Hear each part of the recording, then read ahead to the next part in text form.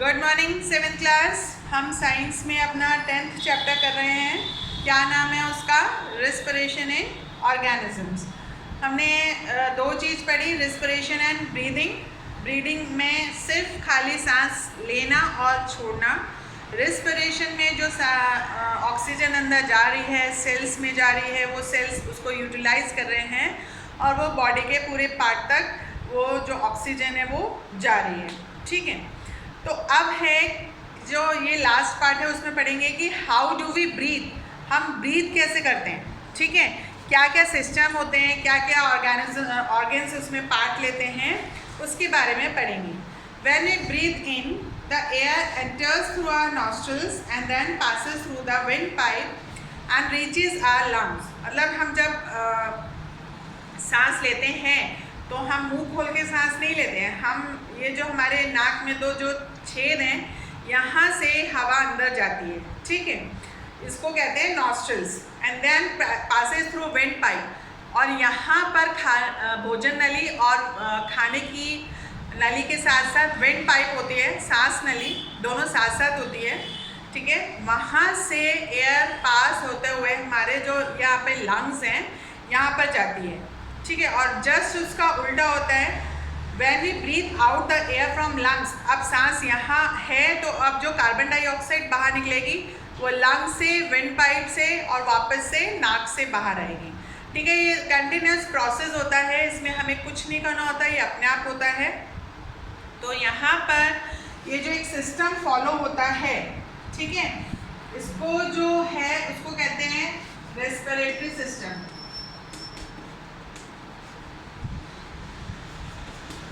जैसे digestive system हमने पढ़ा, उसमें डाइजेस्टिव जो ऑर्गन्स हैं वो काम आते थे। अब यहाँ पे रेस्पिरेशन में जो सिस्टम काम आ रहे हैं, जो ऑर्गन्स काम आ रहे हैं, वो सबको मिला के एक सिस्टम बन जाता है जिसको हम कहते हैं रेस्पिरेटरी सिस्टम। तो फर्स्ट क्या होता है, नॉस्ट्रल्स, है ना, नाक की छेद से एयर अंदर आई, उसके बाद गई नेजल कैविटी, ये जो पूरा एक अंदर जैसे बकल कैविटी था, हमने वो पढ़ा था, वो नेजल कैविटी। उसके बाद फेरिंक्स, उसके बाद ट्रेकिया, विंड पाइप जिसे कहते हैं, फिर ब्रोंकाई और उसके बाद में लंग्स में जाके हवा भर जाती है, ठीक है। तो 1 2 3 4 5 6 ऑर्गन्स इसमें पार्ट लेते हैं रेस्पिरेटरी सिस्टम में। ये सब वन बाय वन स्टेप है। नॉस्ट्रल के बाद नेजल कैविटी में ही जाएगा, नॉस्ट्रल के बाद फेरिंक्स में नहीं जाएगा। तो ये सब जो है ये आपको याद करना है, नॉस्ट्रल के बाद nasal cavity, pharynx, trachea, bronchi and lungs, ठीक है। इस तरीके से ये जब एयर इन है, ठीक है, और जब एयर आउट, जब कार्बन डाइऑक्साइड जो होती है तो लंग से, ब्रोंकाई से, ट्रैकिया से, फेरिंक्स से, नेजल कैविटी से नॉस्ट्रल, और फिर वो एयर बाहर आ जाती है, ठीक है। रिवर्स ही होगा जैसे हो रहा है। उसके बाद यहाँ पर पेज नंबर 102 में एक डायग्राम बना हुआ है, वहाँ पे आपको वो शो कर रहे हैं कि कैसे होता है वो।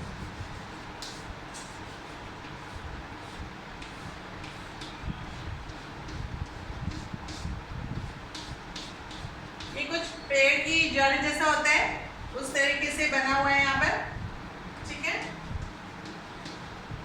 तो ये हमारा है लैरिंक्स, ये है trachea,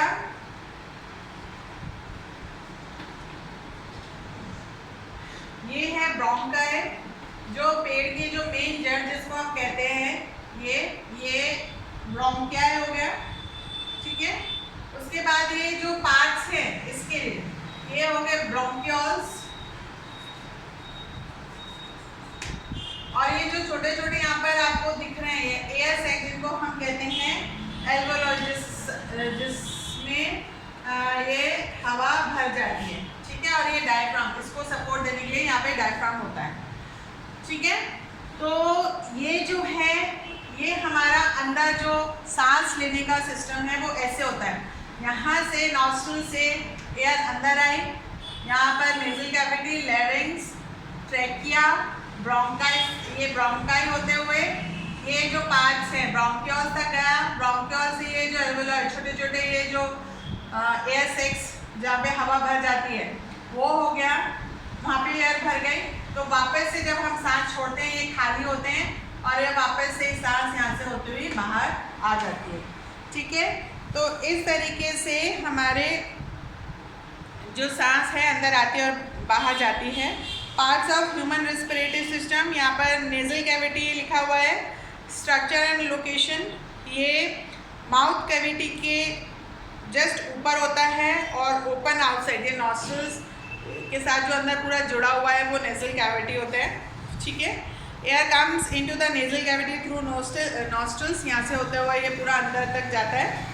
nasal cavity has hairs and cilia to filter air, यहाँ पर आप नोज़ में देखते हैं कि यहाँ पे हेयर्स होते हैं, बाल होते हैं, वो किस लिए होते हैं, जिससे जो एयर डस्ट है एयर में वो बाहर ही रह जाए और जो फिल्टर एयर है वो अंदर चली जाए। ठीक है, फिर फैरिंग्स है present behind the nasal cavity, it leads into the trachea, ये जो बकल कैविटी जैसे होता है तो यहाँ पर फैरिंग्स होता है। ठीक है, और ये आगे नीचे जाता है। फिर ट्रैकिया है, it runs down the neck in the front of the foot pipe till the lungs, ये जो सांस नली है भोजन नली के सामने होती है और ये अंदर तक ऐसे लंग्स तक आती है। ठीक है, ब्रोंकाई है, ये ट्रैकिया से कनेक्टेड होते हैं और यहाँ से एयर दो लंग्स होते हैं क्योंकि, तो दोनों में ये एयर इन ब्रोंकाई से चली जाती है। ठीक है, और फिर बाकी ब्रोंकियोल्स जो होते हैं वो आगे जो उसमें एयर सेक्स जो एल्वियोलाई होते हैं वहाँ पर ये हवा हमारी भर जाती है। ठीक है, तो जो हमारा लंग्स है वो दो होते हैं और वो एक प्लास्टिक जैसे होता है, स्पॉन्जी इलास्टिक बैग जैसा होता है, इसमें हवा भरती है तब सांस लेते हैं तो कम हो जाता है, वो भरती है बड़ा, सांस छोड़ते हैं तब तो कम हो जाता है। इस तरीके से वो इलास्टिसिटी है तभी वो फूलता है, कम होता है, फूलता है, कम होता है।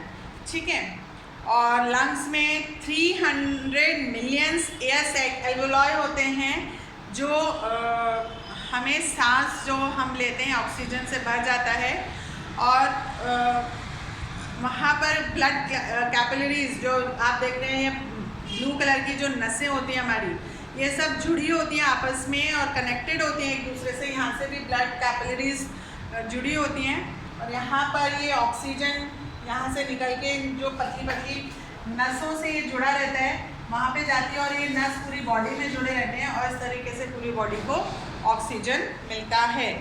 ठीक है,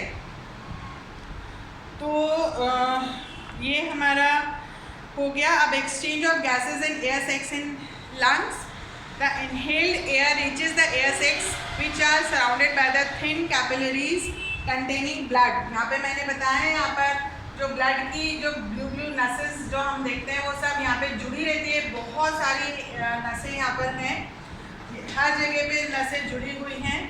ठीक है, and exchange of gases takes between blood and air sacs, यहाँ पर जो एयर ये एल्वियोलाई है और ये फाइन कैपिलरीज हैं, इसमें एक्सचेंज ऑफ ऑक्सीजन होता है।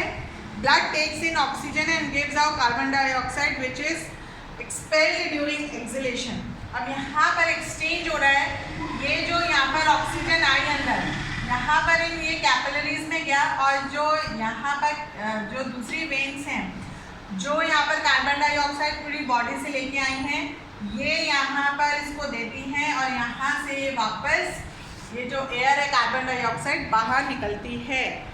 ठीक है, oxygen in the blood is taken up by a special red pigment called haemoglobin. Haemoglobin जो ब्लड में होता है एक पिगमेंट एक पार्ट होता है जो ऑक्सीजन को लेता है, जो बहुत इम्पॉर्टेंट होता है। ठीक है, अब यहाँ पर एक है कि why do we yawn, yawn मतलब हम उबासी क्यों लेते हैं, ऐसा कहते हैं साइंटिस्ट कहते हैं, अकॉर्डिंग टू सम साइंटिस्ट, कि जब ऑक्सीजन के अंदर कमी हो जाती है, जब बॉडी को ज़्यादा ऑक्सीजन की ज़रूरत पड़ती है तो उस नॉस्ट्रल से अगर ऐसा लगता है कि वो बॉडी में जो ऑक्सीजन है वो फुलफिल नहीं हो पा रही है तो हम उबासी में मुंह खोल के बहुत तेज़ लेते हैं तो ऑक्सीजन ज़्यादा मात्रा में अंदर जाती है और जो बॉडी की नीड है ऑक्सीजन की जो बढ़ गई थी वो उससे फुलफिल हो जाती है। और फिर हम छींकते क्यों हैं, जब हम सांस ले रहे हैं, हवा अंदर जा रही है, तो उसमें कुछ डस्ट पार्टिकल्स आ गए, कुछ ऐसा आ गया जो हमारी बॉडी एक्सेप्ट नहीं कर पाती है। तो छींक के जरिए हम छींकते हैं तो प्रेशर लगता है, तो वो जो डस्ट पार्टिकल है जो हमारी बॉडी के लिए अच्छा नहीं है, वो उसको बॉडी बाहर फेंकने की कोशिश करती है। ठीक है, इसलिए हमें छींक आती है। फिर ब्रीदिंग इन अदर एनिमल्स, हम ह्यूमंस में तो लंग्स होते हैं, ह्यूमंस के अलावा elephants, lions, cows, dogs, frogs, lizards and birds, यहाँ पर लंग्स होते हैं। ठीक है, लंग्स जो हमारे सांस लेने में जो इम्पॉर्टेंट पार्ट है। बट वहाँ पर कुछ ऐसे ऑर्गेनिजम्स हैं जो लंग्स यूज़ नहीं करते हैं सांस लेने के लिए। तो वो क्या यूज़ करते हैं? तो यहाँ पर कुछ इंसेक्ट्स ऑर्गेनिजम्स के बारे में है, जैसे है कॉकरोच।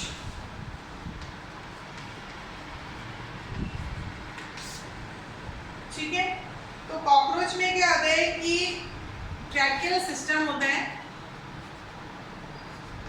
जैसे अपना रेस्पिरेटरी सिस्टम है, यहाँ पर ट्रैकियल सिस्टम है। यहाँ पर आप देख रहे हैं कॉकरोच का एक डायग्राम बना हुआ है।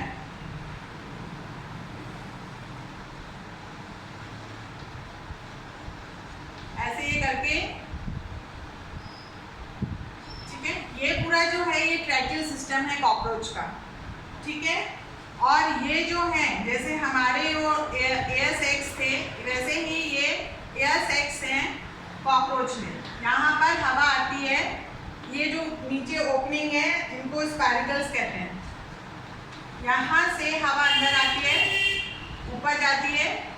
ठीक है, और ये पूरे ट्रैकियल सिस्टम में, क्योंकि आपस में कनेक्टेड है, तो ये पूरे ट्रैकियल सिस्टम के थ्रू पूरे बॉडी में जाते हैं और वैसे ही बाहर निकलते हैं। ठीक है, तो ये ऑक्सीजन जो पहुंचता है कॉकरोच में, उसका क्या प्रोसेस हो गया? स्पाइरकल्स, ट्रैकिया, ट्रैकियल ट्यूब्स और वे बॉडी सेल, बॉडी सेल्स तक ये सारा ऑक्सीजन कॉकरोच में पहुंचता है। ये कॉकरोच की बात है।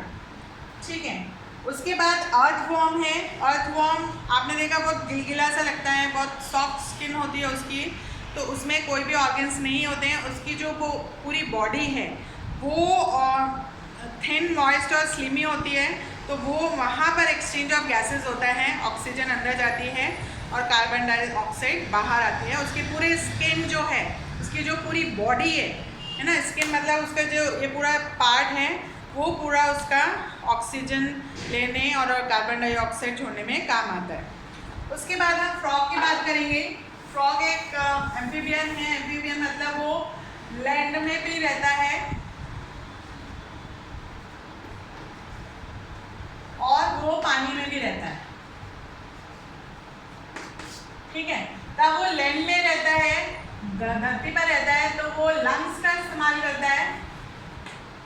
और जब वो वाटर में रहता है तो आपने देखा फ्रॉग की स्किन भी स्लिमिंग, मतलब थोड़ा सा सॉफ्ट टाइप की होती है, तो वो स्किन काम में लेता है ऑक्सीजन और कार्बन डाइऑक्साइड के एक्सचेंज में।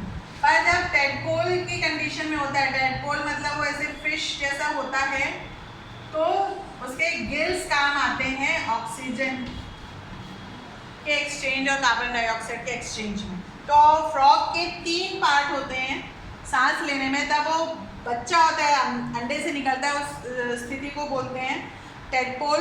टेडपोल की कंडीशन में वो गिल्स, जैसे मछली गिल्स से सांस लेती है, वैसे ही ये टेडपोल फ्रॉग का जो बच्चा है वो गिल्स से सांस लेता है। जब वो बड़ा हो जाता है, क्योंकि फ्रॉग लैंड और वाटर दोनों में रहता है, तो लैंड में वो लंग्स काम में लेता है जब वो आ जाता है, और जब वाटर में रहता है तो वो स्किन काम में लेता है सांस लेने के लिए। ठीक है, तो ये स्पेशल फंक्शन स्ट्रक्चर है फ्रॉग में। उसके बाद फिश की बात करें हम, फिश में गिल्स होते हैं, ऐसे वो लीफ टाइप का होता है, तो ये ऐसे लगी रहती है, ऐसे छोड़ती है, ऐसे बंद करती है, छोड़ती है, खोलती है, बंद करती है। तो यहाँ से exchange of water exchange of gas, जो वाटर में जो गैस होती है ऑक्सीजन होती है वो अंदर लेती है वो, ठीक है, और कार्बन डाइऑक्साइड बाहर आता है। तो क्या हो गया, कॉकरोच में ज़्यादातर लंग्स काम आते हैं रेस्पिरेटरी सिस्टम में, पर कॉकरोच में ट्रैकियल सिस्टम है वो काम आते हैं। फिर फ्रॉग में लंग्स एंड मॉइस्ट स्किन, गीली जो उसकी स्किन है वो काम आती है। और फिश में गिल्स काम आते हैं ऑक्सीजन गैसेस एक्सचेंज में, मतलब ऑक्सीजन लेने और कार्बन डाइऑक्साइड में छोड़ने में, ठीक है। इस तरीके से ये हमारा जो चैप्टर है, ये तो ऑर्गेनिजम्स की बात हो गई। अब क्या पेड़ भी सांस लेते हैं, ये क्वेश्चन है। हाँ बिल्कुल लेते हैं, पर उनमें कोई ऐसा पर्टिकुलर सिस्टम नहीं है। प्लांट्स में स्टेम होता है, लीव्स होती है, लीव्स में हमने देखा है स्टोमेटा से ऑक्सीजन और कार्बन डाइऑक्साइड अंदर आते हैं और जाते हैं, ऑक्सीजन आती है, ऑक्सीजन बाहर आती है और कार्बन डाइऑक्साइड अंदर जाती है, ठीक है। ये स्टोमेटा हो गया लीव्स में। फिर यहाँ पर ये स्टेम है, यहाँ पर लेंटिकल्स होते हैं जो एक्सचेंज ऑफ गैसेस काम आते हैं। और ये जो रूट है, यहाँ पे रूट हेयर्स होते हैं जो एक्सचेंज ऑफ ऑक्सीजन और कार्बन डाइऑक्साइड में हेल्प करते हैं। तो प्लांट्स में अलग अलग जो पार्ट है वो अलग अलग वहाँ पर चीज़ें हैं एक्सचेंज ऑफ गैसेस में, ठीक है। यहाँ पर लीव्स में जो है स्टोमेटा है, स्टेम्स में लेंटिकल्स हैं और रूट में रूट हेयर्स हैं। इस तरीके से प्लांट भी बिल्कुल एक्सचेंज ऑफ गैसेस, मतलब हम कह सकते हैं कि सांस लेते हैं, ठीक है। और उनको भी पूरा प्रॉपर एक स्पेस चाहिए होता है। अगर हम बहुत सारे प्लांट्स एक साथ लगा दें तो जो प्लांट स्ट्रॉन्ग होता है वो सर्वाइव कर जाते हैं, बाकी मर जाते हैं, ठीक है। तो इस तरीके से ये एक्सचेंज होता है ऑर्गेनिजम्स और प्लांट्स में। आप लोग वीडियो नहीं देखते हैं, वीडियो नहीं देखेंगे तो चैप्टर्स आपको समझ में नहीं आएगा और प्रॉब्लम होगी आप लोगों को। जब तक आप समझेंगे नहीं तो वो चैप्टर समझने में बहुत दिक्कत है और क्वेश्चन आंसर्स याद करने में दिक्कत होगी। तो प्लीज़ वीडियो देखिए और कुछ प्रॉब्लम हो तो आप मुझसे पूछ सकते हैं, ठीक है। Have a nice day.